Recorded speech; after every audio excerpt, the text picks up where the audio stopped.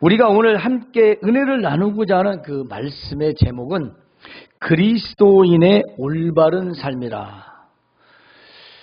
그리스도인의 올바른 삶. 우리가 왜 올바른 삶을 살아야죠? 여러 가지 이유가 있겠지요. 사람으로서 인간적으로 또 윤리와 도덕적으로 그런 이유들이 많이 필요하겠지만 그 이유를 한마디로 정의하는 말씀이 있습니다. 그 앞절에 보면 11장 36절에 한번 성경을 보십시오. 만물이 주에게서 나오고 주로 말미암고 주에게로 돌아감이라. 그에게 영광이 세세에 있을지어다. 그리고 오늘 말씀 12장 1절에 이 그러므로라는 말은 앞에 있는 내용을 바로 뒷받침해주는 그런 말이죠. 그래서 우리가 왜 올바르게 살아야 하는 건가? 그리고 그 이유들을 말하고 있는 겁니다. 여러분, 그러므로 우리는 누굽니까? 자, 만물이 주에게로 나오고 주로 말미암고 주에게로 돌아가는데 하나님의 영광이 그에게 영원토록 있을지어다 하는 이 말씀 가운데는 이 세상의 모든 것들은 다 하나님께로부터 나왔다는 겁니다. 하나님께로부터 나왔다는 거. 모든 만물은 사람이든 짐승이든 저 천체 우주든 보이는 것들이든 보이지 않는 것들이든 모든 것은 다. 그런데 그 중에 우리는 누군가? 우리는 하나님의 은혜로 예수님을 믿는 그리스도인들이라는 것이죠. 그리스도인들. 그러므로 우리는 하나님의 자녀요, 성도요, 그리스도인이 되었다는 사실을 또한 감사해야 할 것입니다. 따라서 우리 그리스도인은 어떻게 살아야 올바르게 사는 것인지를 오늘 전하고자 합니다. 그래서 오늘 본문 말씀을 우리가 쭉 정리를 한번 해보면 그 첫 번째가 바로 영적 예배를 드리라. 영적 예배. 우리는 예배를 어떻게 생각합니까? 주일날 아침에 행하는 것이죠. 이보다 더 중요한 깊은 의미가 있습니다. 바로 이 주일에 드린 예배를 통해서 우리가 삶을 살아가는 방식을 얻는 것입니다. 한마디로 우리의 삶의 방식이 예배죠. 그리고 우리 삶이 예배가 되어야 된다는 것입니다. 그러므로 정해진 시간뿐 아니라 매일 매시 매 분초마다 하나님을 섬기는 것이 영적 예배고 진정한 예배인 것입니다. 그러므로 오늘 본문에서 바로 말씀하고 있는 영적 예배를 드리는 자가 되어야 하는 것이지요. 영적 예배란 하나님께서 기뻐하시고 또 요구하시는 예배입니다. 뿐만 아니라 하나님 뜻에 합당하고 합리적이고 참된 예배를 의미합니다.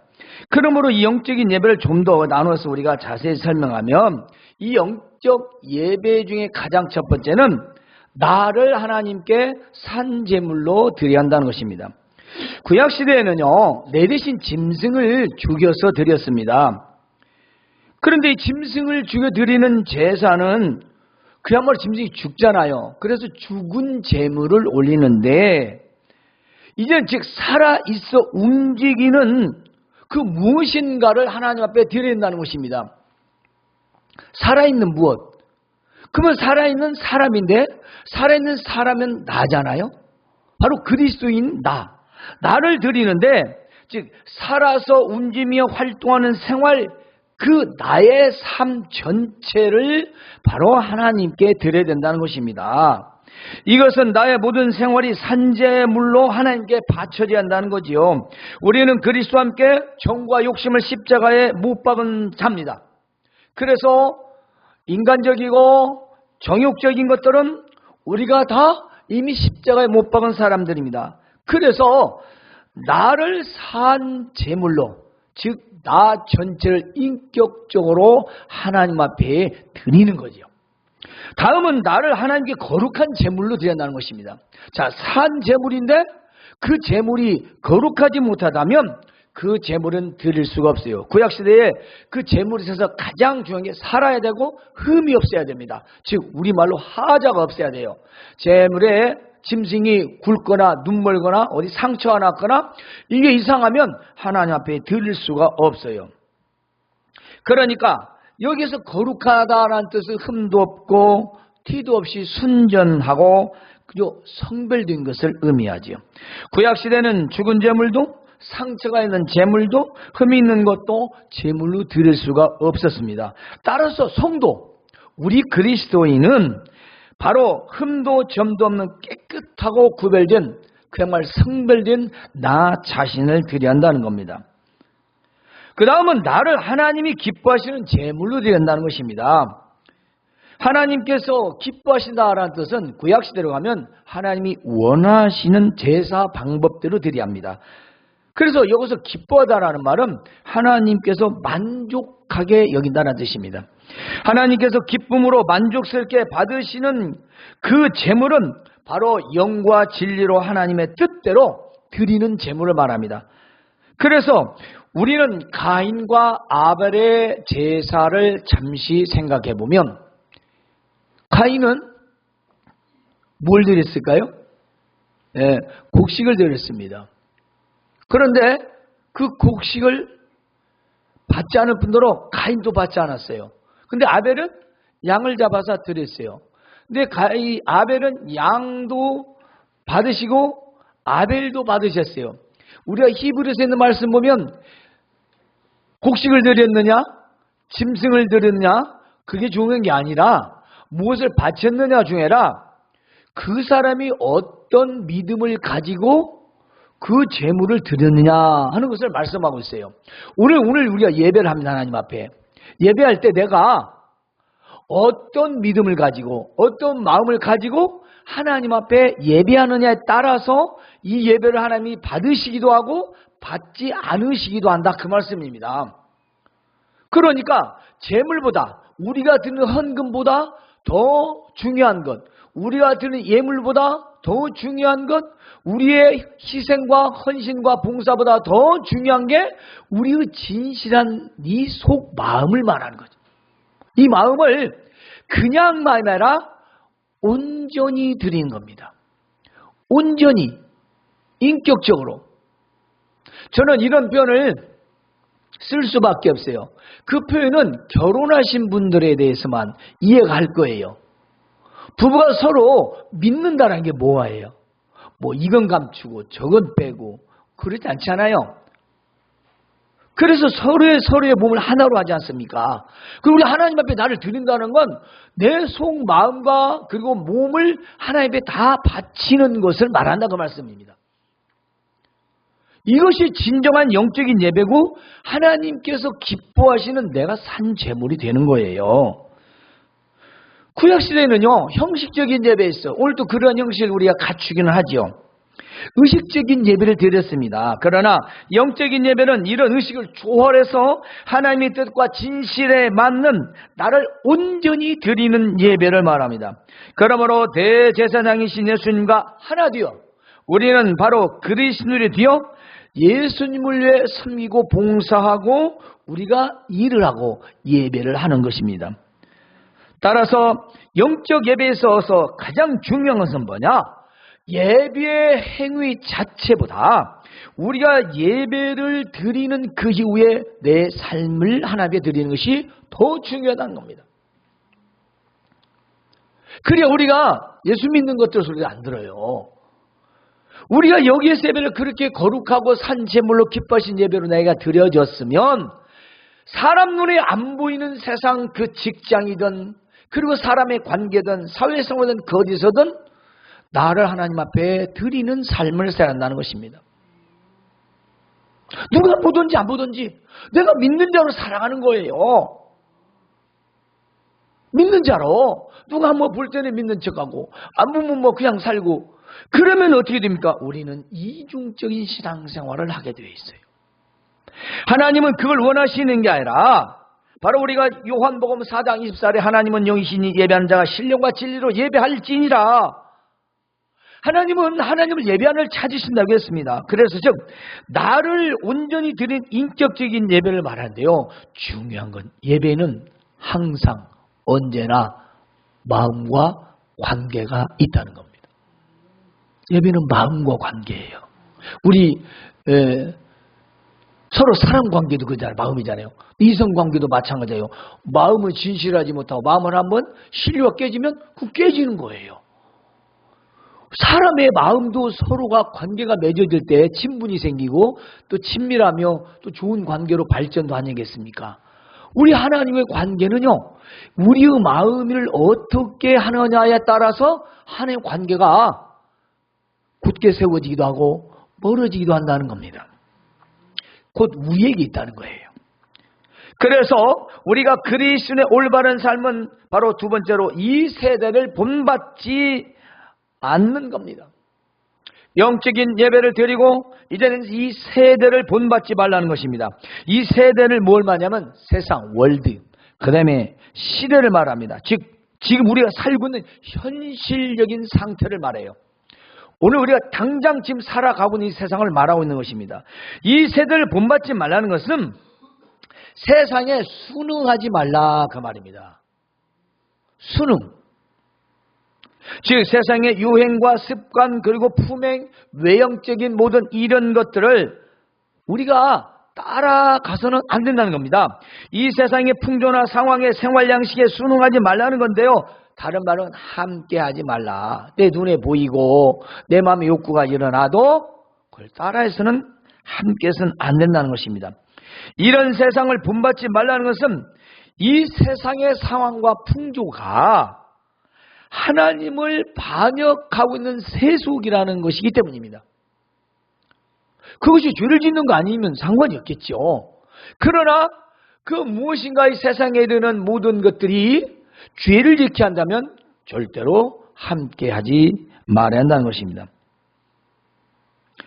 그러므로 그리스도인은 이 세상의 풍조와 행위와 생활 양식을 따라 살았던 것을 이제는 그러므로 이제는 그만두어야 된다. 그만두어야 된다 이 말이에요. 에? 바로 그게 그러므로예요.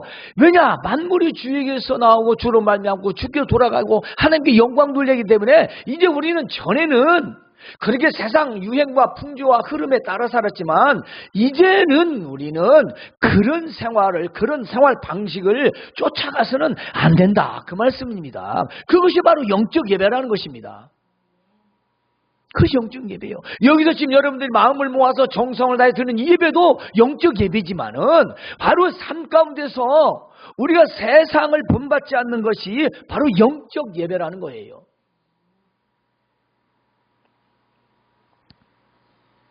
즉 죄 앞두고 불경건한 행동의 패턴을 따르지 말아야 한다는 것이.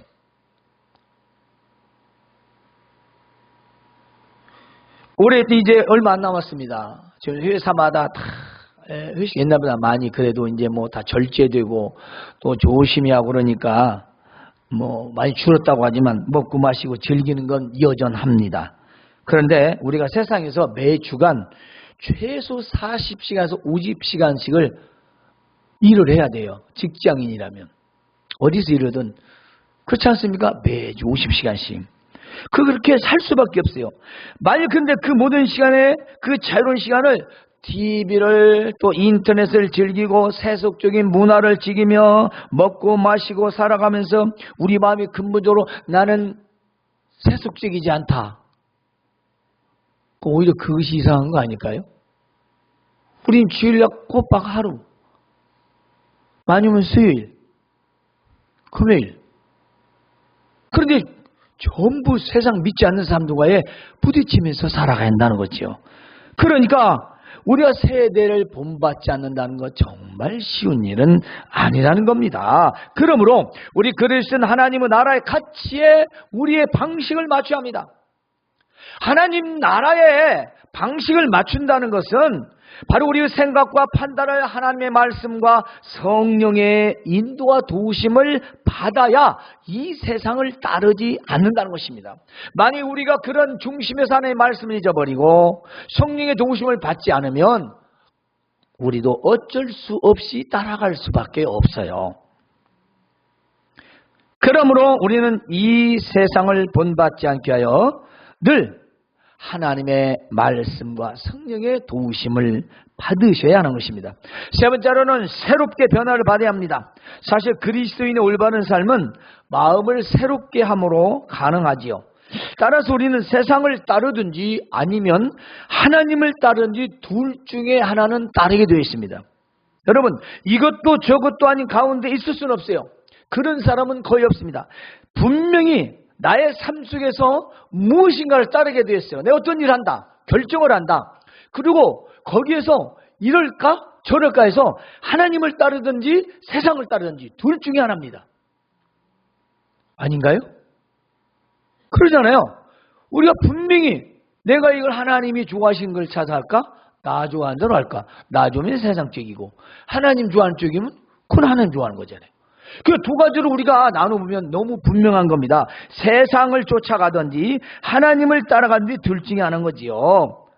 그러므로 세상을 따르지 않고 하나님을 따르려면 마음을 새롭게 하고 변화를 받아야 합니다. 변화.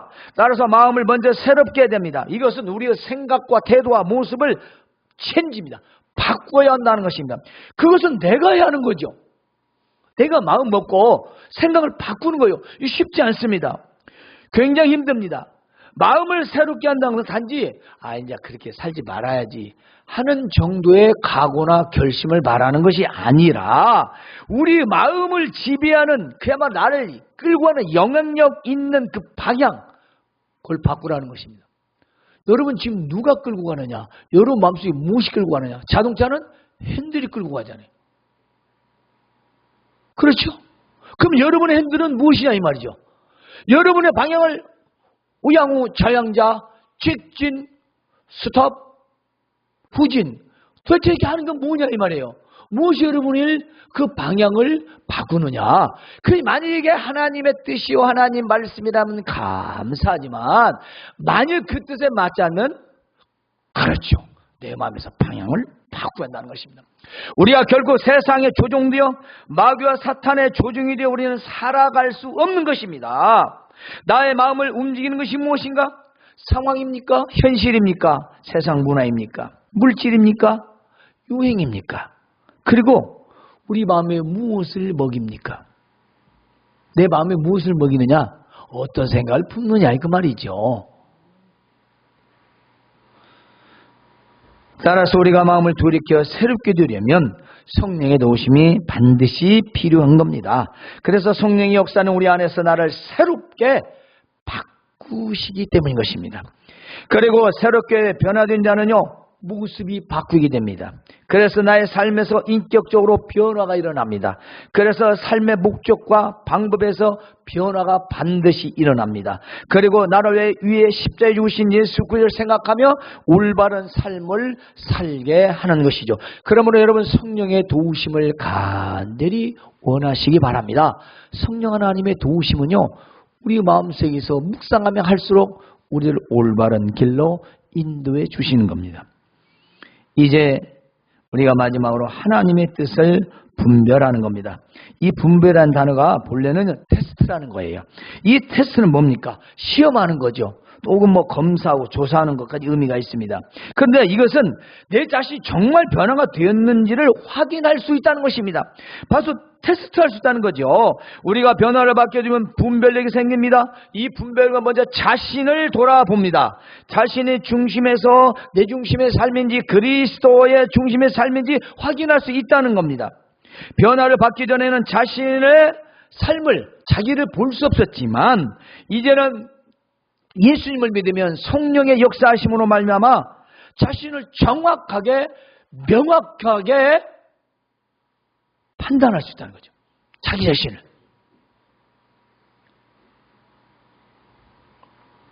내 자신을 판단하고 바르게 평가할 수 있는 건 하나님 다음에는 난데 내가 변화가 없으면 내가 뭐가 잘못됐지? 이걸 모르는데 변화가 되면 내가 뭐 잘못했을까? 그래서 우리는 하나님 말씀 들을 때 잘못했구나. 다시는 그러지 말아야지. 우리가 이렇게 회개하고 또 돌이키는 거 아니겠습니까? 세상 사람들은 그것이 뭔 죄야 라고 할 수 있는 것도 말입니다. 그래서 우리의 생각은 다르죠. 그렇습니다. 그래서 이렇게 변화가 된 사람들의 분별의 기준이 그 뭐냐?